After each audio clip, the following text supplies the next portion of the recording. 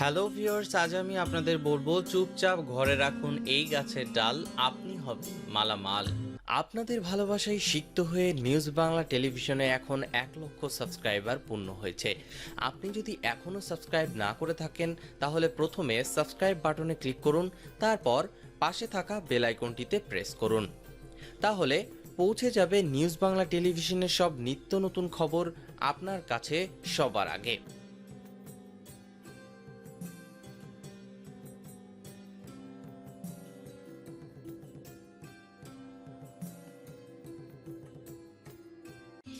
আপনারা বেদানা ফলের নাম শুনেছেন অনেকেই, বা ডালিমও বলে থাকেন অনেকে।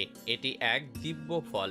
জ্যোতিষশাস্ত্র মতে যে কেউ এই ফলের দ্বারা নিজের ভাগ্যকে পরিবর্তন করতে পারেন, ভাগ্যের বন্ধ তালাকে খুলতে পারেন। এই ফলের দ্বারা যে কোনো দেব দেবীকে প্রসন্ন করা সম্ভব। দুর্গা, লক্ষ্মী ও মা কালীর প্রিয় ফল এই বেদানা ফল। কাজেই আমি আপনাদের এই গাছের একটি ডালের আশ্চর্য উপায়ের কথা বলবো, যার প্রয়োগে আপনি অনেক অনেক টাকার মালিক হতে পারেন। শাস্ত্র অনুসারে এটা মানা হয় যে বেদানা গাছে মা লক্ষ্মী ও বিষ্ণুর বাস। তাই এই গাছটি যদি বাড়িতে লাগানো হয় তাহলে আপনার সমস্ত আর্থিক সমস্যা দূর হয়। তান্ত্রিকেরা এই গাছের ডাল তন্ত্র সাধনার কাজে ব্যবহার করে থাকেন। যদি আপনার জীবনে বারবার বাধা ও সমস্যা আসে, অনেক চেষ্টা করেও সেই বাধা আপনি অতিক্রম করতে না পারেন, যদি আপনার টাকা পয়সা সংক্রান্ত সমস্যা থেকে থাকে, তাহলে আপনি এই উপায় অবশ্যই করুন। এটি খুব সহজ ও সরল এক উপায়।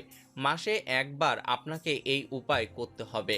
সাথী নক্ষত্রে আপনি বেদানা গাছের একটি ডাল ভেঙে নিয়ে আসুন। এখন বলতে পারেন যে সাথী নক্ষত্র কোনটি? এটি আপনি পাবেন পঞ্জিকা ঘাটলেই।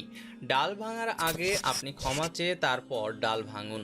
বাড়িতে এনে ওই ডালকে চাইল, মিষ্টান্ন, ধূপদীপ দেখিয়ে পূজা করুন। তারপর রবিবার দিন রূপার তাবিজে ভরে কারো সুতো দিয়ে বেঁধে নিজের গলায় বা ডান হাতে বা কোমরে বেঁধে নিন। এর ফলে আপনার টাকা পয়সা সংক্রান্ত সমস্ত সমস্যা দূর হয়ে যাবে। আপনি অনেক অনেক টাকার মালিক হবেন। আপনার চারপাশে থাকা সমস্ত নেগেটিভ এনার্জি দূরে সরে যাবে। আপনার ঋণ থাকলে তা শোধ হবে এবং গোপাত শত্রু যদি থাকে, আপনার কোনো গুপ্ত শত্রু যদি থাকে, তাহলে সেই শত্রুও নাশ হবে এবং আপনি যে কাজে হাত দিবেন তাতেই সাফল্য লাভ করবেন।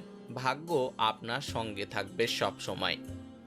ভিউয়ার্স, এই ছিল আমাদের আজকের ভিডিও। আশা করি ভিডিওটি আপনাদের ভালো লেগেছে। আর ভিডিওটি ভালো লাগলে অবশ্যই ভিডিওটিতে একটি লাইক করবেন, কমেন্টে আপনার মতামত জানাবেন এবং ফেসবুকে আপনার বন্ধুদের সাথে অবশ্যই শেয়ার করবেন। ধন্যবাদ।